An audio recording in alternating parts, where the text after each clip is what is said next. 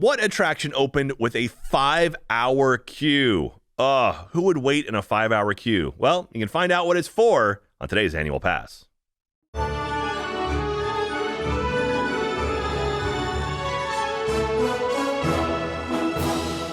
Hello, everyone, and welcome to a brand new episode of Annual Pass. This is the podcast where we talk about all things theme parks, rides, shows, attractions. If it happens in a theme park, it happens here on Annual Pass. I am your host, Jack Pattillo, and of course, joining me, as always, is my lovely, beautiful, and talented co-host, BK. Hi, Beaks. Hello, Jack. How are you doing? I'm doing fantastic. You beat me too. Yes, I did. Finally. I was going to ask you how you're doing. I'm doing very well. I'm doing very, very well. Welcome to December.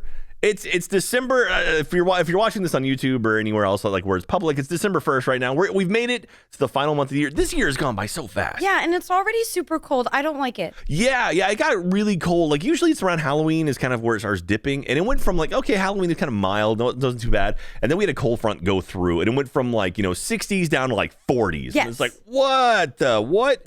And I'm running right now. I'm like training for my marathon in January. Insane. Well, yes I am, but I'm also old, but I want to stay alive, so I've got to stay healthy somehow. Makes sense. And understandable. So I go run so that way I can eat McRibs and be okay because I burn off the calories. You're one of those. Yeah. Calorie in, calorie out, man. You burn off calories and just fill them with those junk calories. It's great. You got to like bulk up for like hibernation, winter time. Yeah, exactly. That's what I do. I eat like a chipmunk. That's my excuse, is that I'm bulking up for winter time. Not that I have no metabolism anymore. Anyway, hi, how are you doing out there, everyone? Thank you so much for listening and watching our show.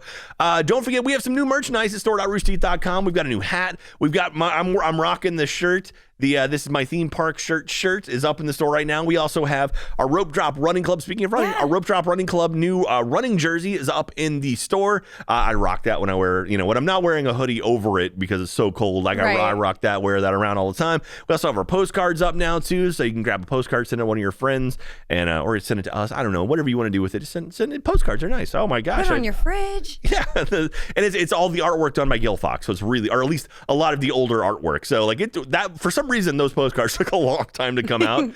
So it's pretty classic stuff. But anyway, that's up in the store.roosterteeth.com. That supports our show, so grab that if you want to.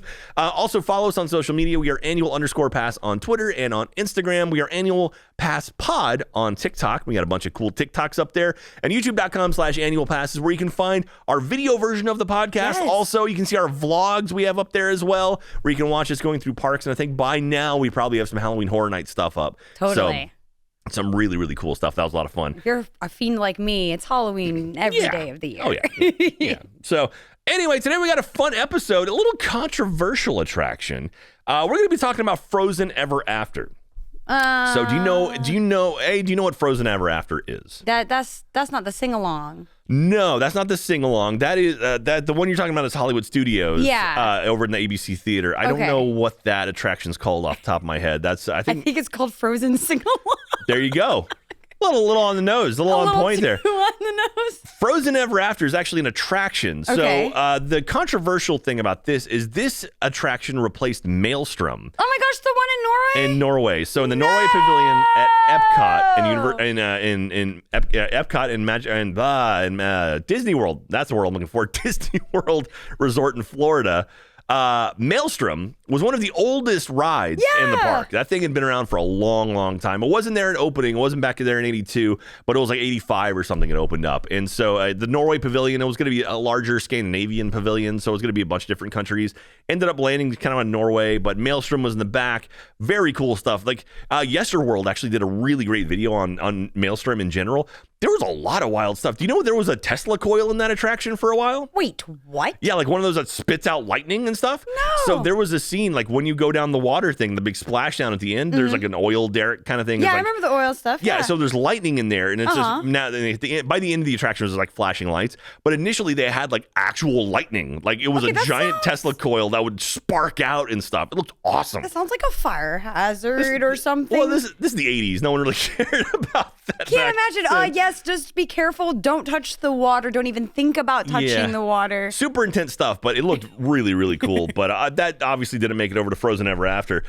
So on September 12th, 2014, Walt Disney World officials announced that the Maelstrom attraction would be replaced by an attraction based on Frozen. So Frozen obviously was a massive massive hit for Yeah. Disney. Kind of caught people off guard, actually. It was one of those things where, they had it and they were planning on doing an attraction, but like, oh, we'll wait for it. And then the thing exploded and everyone's like, they're like, oh, we got to get something done pretty quick. So they're like, where will it fit? What can we do? Was it going to work in Magic Kingdom? And eventually they landed on the Maelstrom in Epcot because, Norway is the area, Arendelle is kind of takes place around Scandinavia, kind of Norway area. And they're like, well, we can just replace Maelstrom with a Frozen themed attraction. And so this is where it gets controversial because the World Showcase with all different countries has never had an IP kind of themed attraction. Like, right. Like Mary Poppins pops up in England and stuff where it kind of makes sense. But this is the first time ever they're like, we're going to make a ride featuring fake characters, or and so they're like, okay. And so it was kind of a hot topic. Even now, it's kind of a hot topic. Like a lot of people aren't really happy with it being there. And now even in Paris, even in France, they added the Ratatouille area behind. Oh yeah, I haven't been since that's been added. Yeah, and that's a whole other thing. It's like that one, at least they didn't replace a ride, but it definitely is kind of like, oh, this is an animated character inside of the park. Is like, is this what we want? Is Epcot supposed to be educational? I don't know, but like, it's the IP-ifying of Epcot. Some people are calling it IP-cot now, which is IP-cot. I mean, because you got Guardians of the Galaxy replaced the Universe of Energy, and then Finding Nemo's in there somewhere. Living with the Seas, I think now it's like called Living with the Seas with Nemo. I mean, oh man, that's bad. And so there's a lot of stuff where it's like it's kind of becoming like a second Magic Kingdom, and this was sort of not the herald of it, but it was certainly one of the first big like, okay, we're doing this, and so that's.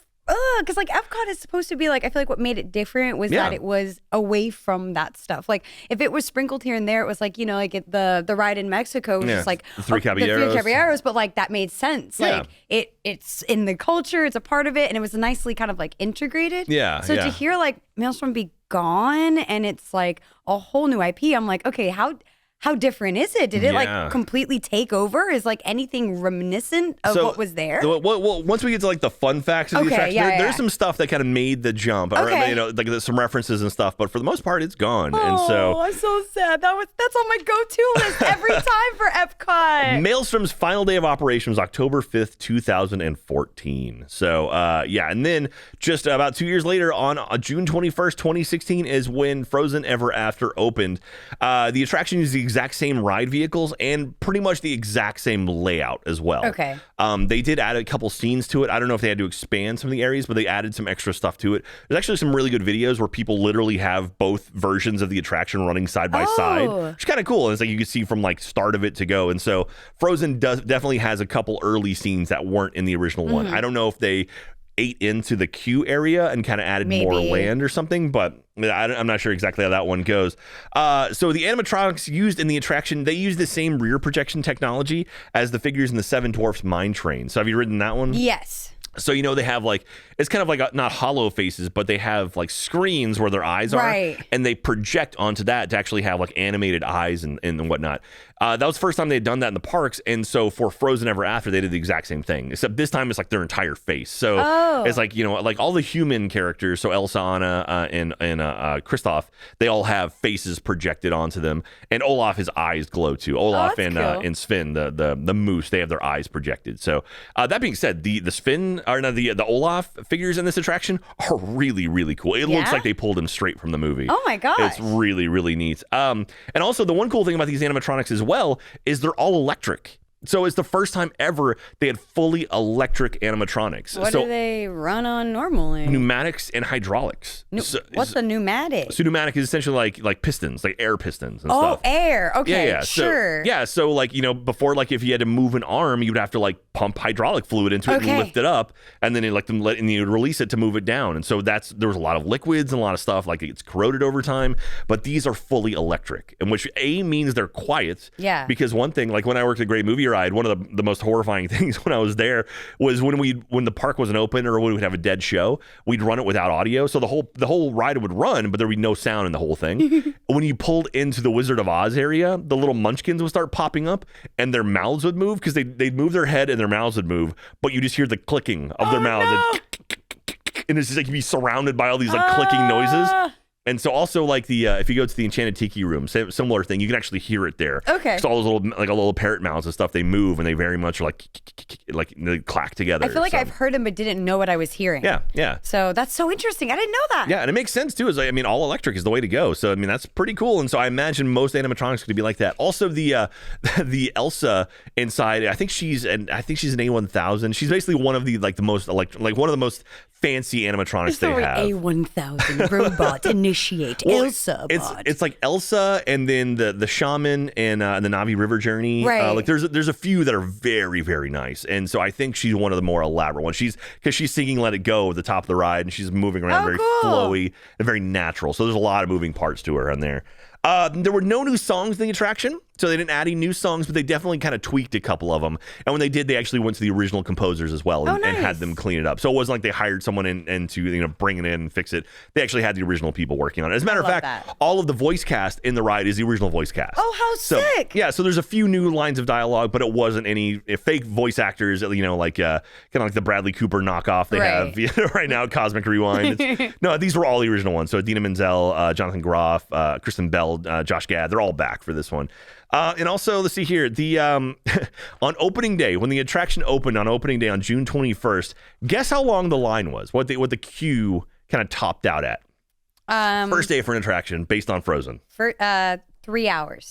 5 hours. You all right? we just broke BK. Holy People waited cow. 5 hours to ride like this. And Maelstrom's like, it's a 5-minute ride. Yeah, it's very short. It is very short. I think it's like maybe 5 minutes long, if that. Oh, I've not. That was real shock.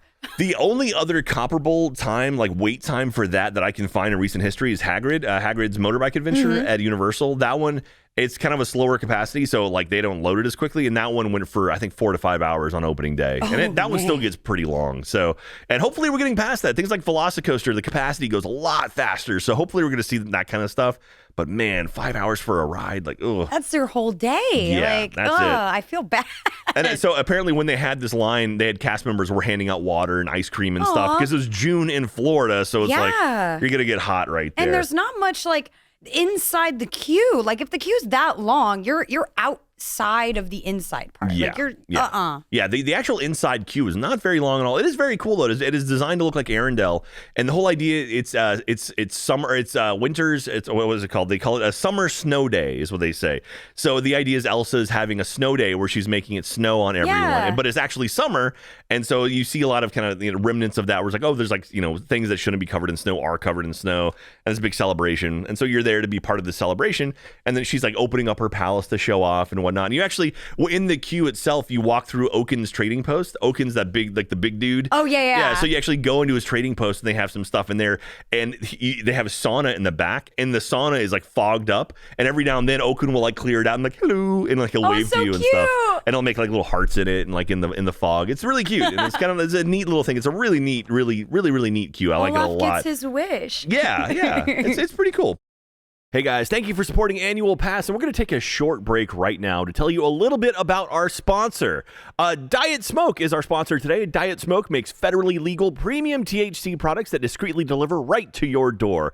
Diet Smoke's variety guarantees there's a product for everyone. Whether you're looking for a light buzz at the end of the day to take the edge off, or something a little stronger for a day's adventure, they've got you covered. Most importantly, Diet Smoke is great for all levels of THC consumers. Experienced users love the Delta 9 high for when they can't melt into their couch and still want to function. And Us Weekly just named Diet Smoke's Delta 8 gummies as best for beginners. So they got that going for them. I got a couple of their packs in the mail. It was super easy. They showed up. I just tore it open. I had half of one, and it was great. It helped me put me right to sleep at night, because that's usually when I take mine. It helps me go to bed a lot easier, and instead of kind of being like restless and whatnot, I just take one of the gummies and I fall right asleep. And these worked magically. It was really, really good. Diet Smoke cares about their customers. On top of the guaranteed quality through available lab tests, they consistently release new flavors to keep their experience fresh. Each flavor is handpicked through several weeks of testing and sampling before release. Best of all, if you don't enjoy your experience, their friendly customer service team will quickly address the issue.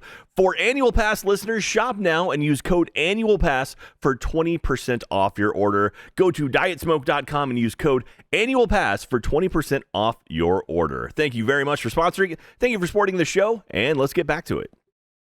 Hey guys, let me take 1 minute from Annual Pass just to tell you a little bit about our sponsor. It's the RT Store. That's right, the Rooster Teeth store where you can grab all your Annual Pass merchandise if you want to do so. Store.roosterteeth.com is the place to go, but I want to tell you a little bit about some Achievement Hunter fall merchandise we have out there right now. Layer up in the new Achievement Hunter fall collection and save. Someone wrote this. I love it. Pick out any 2 pieces from the collection and get a third for free using code AHB2G1 at checkout.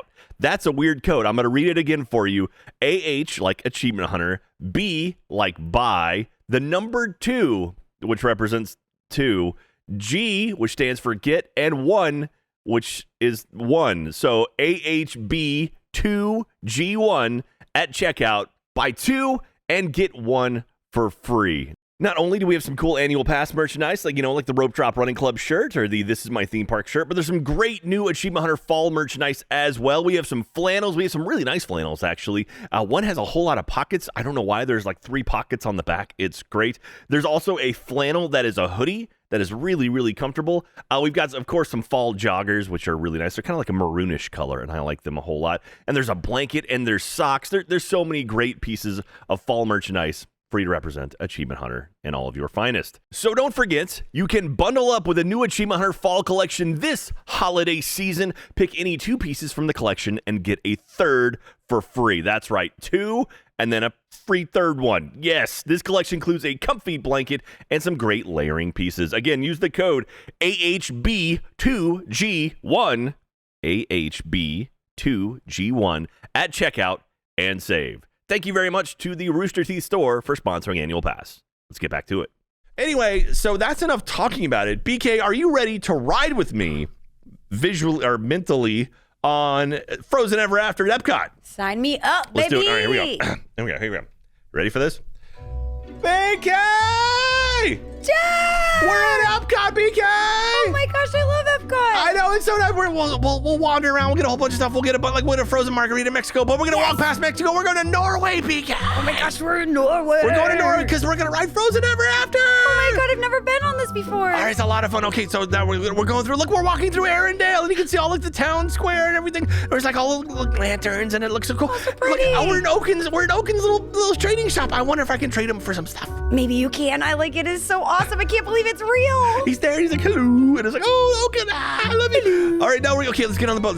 Okay, what row do you want to sit on? There's not many rows. Do you want to sit in the front, the back? Put me in the front. Let's do it. Let's go right in the front. Okay, here we are. Okay, we're on the front. Okay, we're going up. Wow, we're in a winter wonderland. Oh, it's so pretty. It's so cold. It's a winter wonderland. Look, it's Olaf and Sven, and they're like, hey, he's a kid, and Olaf is he's swinging around. He's like, I'm a snowman, and he's singing. Do you want to build a snowman? BK, do you want to build a snowman? Yes, I want to build a snowman. Oh, we're building a snowman. We're gonna build a snowman with Olaf. I don't know if he'll come alive or not. That'd be kind of weird. But okay, now we're going to. Oh, look, it's a troll. It's Grandpappy. Oh, hi, Grandpappy. He's like, hello, and he's recounting the story of the film. He's talking about Elsa was magic, and she used her power to unfreeze her sister. True love saved it, and all that. I don't know. That's pretty good. Is that how he sounds? I don't know. Yeah. Okay, now we're going.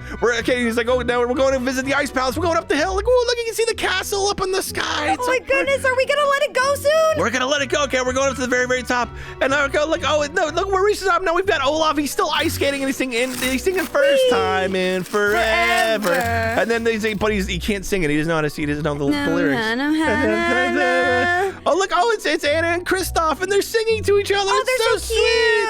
Oh, but like Sven's got his tongue stuck to a pole. That's silly moose and reindeer. No, reindeer. He's a reindeer. That's right. That's silly reindeer. Oh, okay. So now, look, we open the gates. Look, it's Elsa, and she's at the top, and she's singing, "Let it go, yeah, let it go." And she's conjuring ice, and like magic stuff's going around. I love you, Ice Queen. But now she goes like, wow, and she like whisks us away, and there's like magic lights in the ceiling, and we're going backwards, BK. We're going backwards. Okay, we're going back, and you can see on the walls, like all the ice and stuff is forming around. It's like, wee! Everywhere. I'm so cold. It's so cold, and then we're falling. Okay, now we're going back down the hill, and like, okay, the boat's turning. Look, it's Marshmallow. It's the big ice dude, Marshmallow, and he's got all the little ones around him. Hi, friend. Are you a friend? He's a friend. Remember, he looked bad in the movie, but it turned out he's actually a good guy. Yay. Okay, now he's looking at us. Oh, he's breathing mist at us. And it's like, oh no! Oh, we're going down a slow. and we splashed in the water, and that's okay. And it took our photo. Did he see the flash? Did he smile for the flash? Yes, of course, I posed. Good. Okay, so now on our left, we can actually see Arendelle. It looks so pretty. Look at it, so nice, and and all the fireworks in the sky and whatnot. And now look, we see everyone. It's Anna and Elsa and Olaf, and they're all singing "It's summer." In summer, like I'm gonna be a happy snowman in summer. And I don't know how the lyrics of that song go. And with that, we finished, and we have done it. We have survived. I don't know if survive is the right word. We finished Frozen Ever After. We didn't freeze to death. We unthawed. We unthawed right now. That was awesome. Excellent. We did it. Good job, everyone. And I hope you enjoyed that ride on Frozen Ever After. So I've got some fun facts here. So Frozen Ever After obviously started at Epcot in Florida. It's also moved on to Hong Kong Disneyland and Tokyo Disney Sea. Oh, wow. So it's made its way internationally as well. I don't know if it's in Shanghai or not, but it wouldn't shock me if it is, but it could be. So the ride photo, that didn't exist during Maelstrom. So because Maelstrom never had massive, never really had huge queues. It was a fun ride, but it wasn't 5-hour long wait. So they added the ride, or at the ride drop, they added the photo right there that takes automatically for you. Also, one thing they got rid of, in Maelstrom, as you went back down, so the trolls essentially sent you back. Yeah. The path. Yeah, the path didn't alter at all. So basically, your boat swings and you go backwards. So when you went all the way to the back and then turned the other way during Maelstrom, if you remember, you actually went outside. You got to see the outside. Yeah. Yeah. The boat poked outside, and I'm curious. I don't know if this is true or not, but I'm wondering if when it was raining or storming, if they had to shut the ride down because of that little section, because it did poke outside. I never thought about that. I don't know if they did or not. And so now obviously that's been shut off, and there was a waterfall there too that's been closed off. That's the iconic part of the ride. Yeah, so that's all gone now, unfortunately. No! Well, they walled it off. Now it's all covered in black lights. That's where Marshmallow is, the big guy at the end. So when you get to Marshmallow and your boat's spinning, imagine going back far enough and it's actually poking outside a little bit, and you can see the sky there. But it doesn't exist anymore. So that's a little sad. And also, so when you get to Elsa and she's singing "Let It Go" and she throws you away, there's a little fiber optic effect on the ceiling. That was actually part of Maelstrom. So I don't know if it's 1-to-1, but they definitely reused some stuff in the ceiling that was part of Maelstrom, because when the trolls send you backwards, they had stuff magic-y. Stuff up in the ceiling. And also one thing too about this attraction, that's a newer thing that has been happening in more attractions, there is a fail state for the animatronics. So what that means is if the ride stalls or breaks down, the animatronics don't just shut down. They will actually keep acting and performing. So when Elsa, when she finishes her whole "Let It Go" song, if I've seen video where people get stuck there, and so she sings "Let It Go," but they don't go back, she'll then finish singing and literally put her hands in her together, and she just kind of sways back and forth and will wave every now and then. Aww. I was okay, all right. That's so cool. And it's man, they have to think of that stuff, because it would be a little disconcerting if you're watching an animatronic as a kid and all of a sudden it just went dark or shut down. Yeah. It's but she's alive, right? They're real, right? And so they actually took that into account. And that's the one I've seen. I'm sure some of the other animatronics as well. They have a loop of some nature. Once they, if something goes 1-on-1 or if something does break, they will actually have a reaction to it, which is really cool and really clever. And one of those things you never really think about, but it's that makes sense. It doesn't, you don't lose the magic. Obviously if a ride shuts down, then get you to come out and they'll evacuate you. But sometimes you'll get stuck somewhere. It's all right, you kind of have to wait for it. Or sometimes certain cars need a little bit more loading or unloading. So if they're not prepared for that on the track, you might have to sit there a little bit longer than usual. Yeah. And so that's pretty neat. And I'm curious. I'm curious if there's other attractions that you can think of. If you can think of other attractions that have that fail state where it's the ride kind of keeps going even if they're not there. I mean, some of Pirates of the Caribbean is on a loop. That's what I was wondering. It just keeps. Yeah, looping, and so I know a lot of times I'll be in Pirates and you'll get to the Captain Jack Sparrow on the chair scene, and I've been stuck there and he'll just kind of sing his stuff. I've been over and stuck over. Under the foot many a time. Oh really? Yes. The gross. Just stuck there. right underneath it. That's and horrible. It's just swinging. Oh man. But that's pretty much my look at Frozen Ever After. It's a really cool attraction. In my opinion, not worth 5 hours. I wouldn't wait 5 hours for that. I've ridden it once, and I think I waited maybe an hour and a half, something along that. Because it was one of those things I've done everything else. I just got to ride it. Right. And so Katie and I just waited in line, and the majority of the queue was outside of the building. So again, if you're gonna ride that thing, make sure you have sunscreen on, right, or some way to protect yourself, because only the final bit is is in the actual indoors portion of the attraction. So, but let us know what you think about if Frozen Ever After. Do you ride on it? Do you think it was worth it to remove Maelstrom for it? And as a matter of fact, I have a question for you. If you go to roosterteeth.com and answer this question during our live stream on December 14th, we're going to go through and pull down some answers. And if we pick your answer to read during the show, we'll send you an autographed park map. Speaking of which, I got to do that, Ben. I got to get all the park maps out. I got to get addresses. I should probably take care of that. So my question for you right now for this attraction, very, very controversial attraction. Okay. Do you think Frozen After belongs in Epcot? Dang, you were going for the right jugular. Why or why not? So obviously, some people are like, no, don't IP my Epcot. And some people are like, well, it's Norway. It makes sense. It's like, okay, like, do you want to add a Mary Poppins ride to England? Like, okay, like, do you want to add a Coco ride to Mexico? Like, there's a lot of things. Like, I mean, I'd be okay with that if I'm being honest. I mean, there's a lot of stuff, but it's like, do you want to keep IPs away from Epcot? Right. Are you comfortable with sort of the blending of it? Like, do you think there should be a fifth park maybe that's like based on movies, like a Pixar park or something? I don't know. Like, there's a lot of options they could do, and I'm curious to hear the feedback. Like, me personally, I get it. I do miss kind of classic Epcot. I miss my Horizons. I miss my Universe of Energy. But I mean, I love Cosmic Rewind. I think it's fantastic. Does it fit there? I don't know. I mean, I miss Wonders of Life, and that's the whole thing too. Like, the Play Pavilion might not happen anymore. I don't know if you heard about that. Oh, no. Yeah. So they were developing the Play Pavilion where Wonders of Life was, and it might not ever get done now. It's a thing. It's pretty wild. So lots of stuff happening in Epcot right now. They've kind of gutted the whole main area, like the central area of Epcot. And they're adding the whole Moana Journey of Water, which is another IP based thing. And they're adding a new hall because they do a lot of the big thing about Epcot is they do the festivals. Yeah, it's like wine, like the wine and food festival, the arts festival, and so they're actually adding a hall where they can do like shows and celebrations. Oh, that's cool. Kind of in the central area, but they had that already in the space they tore down. So they tore it down and are just kind of rebuilding something similar. Ones. Yeah, I don't know. So. Not sure. Epcot, there's a lot of stuff going on with Epcot right now. But I'm like sad to hear though, because like I feel like for local, like when Disney World, like Orlando, you're a local, like Epcot's the park. Yeah. Like so to have all these major changes, I'm like, dang, they really want to get like people who don't come here or do their one and dones to start to come here. And I'm like, can we? I like my special space. I like it. I like educational. Well, I like the science, the future. Yeah. I mean, you bring up a really good point because like at Disneyland out in Anaheim, Disneyland is very much a locals park. Like that's just the place where people will go for like, oh, let's spend half a day over at Disneyland. And now they're adding the stuff with the reservations and you can't get annual passes anymore. A lot of kind of controversial stuff happening there. Orlando, Epcot was certainly the locals park. Totally. Like that would be like, oh, let's go get a nice dinner. And there's so many amazing restaurants there. You could go there all the time. But now it's kind of like they're turning it into like Magic Kingdom 2. And it's like, oh, do locals want that? Figment has been this character, but he's been pushed aside for like kind of like, anyway, it's a whole thing that I'm. Look, Elsa's a queen. She should have her own castle in Magic Kingdom. That's what I'm saying. Yeah. I mean, there's Fantasyland. I mean, like pretty much everyone else exists over there. Right. So it's like, I don't know why. Why put my girl to the side? What's going on there?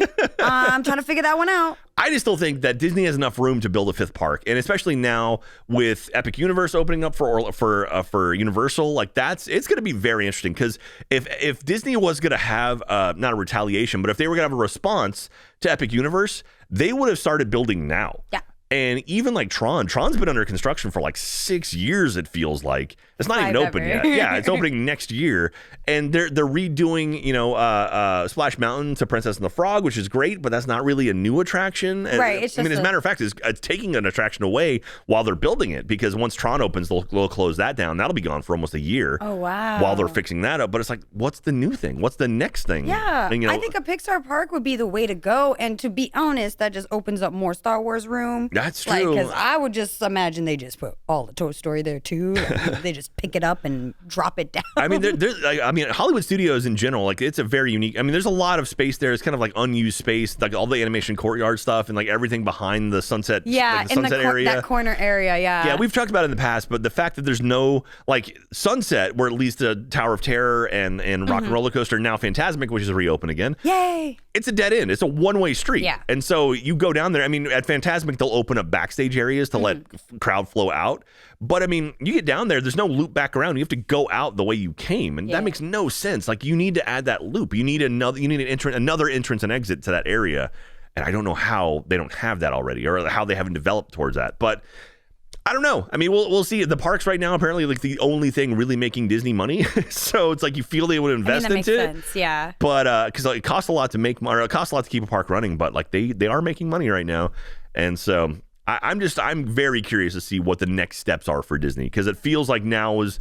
You got to start, prepping stuff, because like at D23, people are expecting like, okay, Disney's going to have their Epic Universe response, and they showed off a lot of like blue sky art, which essentially is like this. We had a brainstorming session. Yeah, well, it was like we had a brainstorming session. It's like this could end up back there, but there's no concrete plan.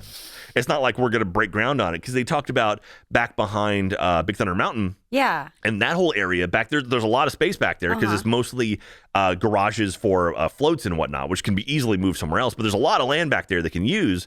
And they're talking about adding like a Coco area, talking about adding an Encanto area. I would love to see that. A Disney Villains area. And there's a lot of cool stuff you could do. Disney Villains? A lot of cool stuff you can do, but it's like, that's still only a sliver, and they haven't started. So I mean, Epic's only 2 years away. Yeah. What you gonna do, Disney? But anyway, I could go on and on about this stuff.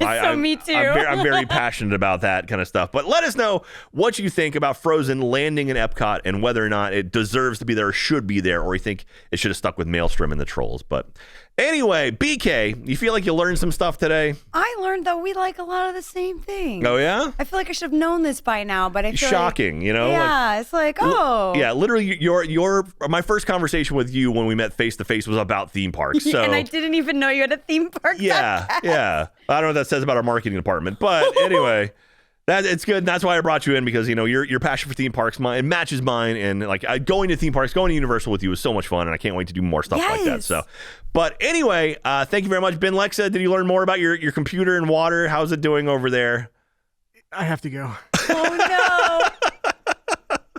All right, Ben's got to run to the Apple store and get his stuff fixed. But that's going to do it for us this week. Thank you so much. Don't forget, we have a live stream happening on December 14th. So go check that out. You can see some of our answers. We're giving away park maps signed by people, or signed by us.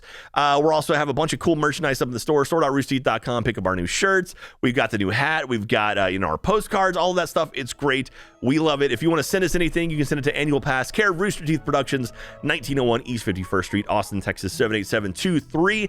Send us postcards. We want to see those postcards. I want to see the Christmas themed postcards. Yes. That's awesome, because all that stuff's coming out right now. So excited. We love you guys. Stay safe, and we'll see you next time. Yeah. Bye, everyone.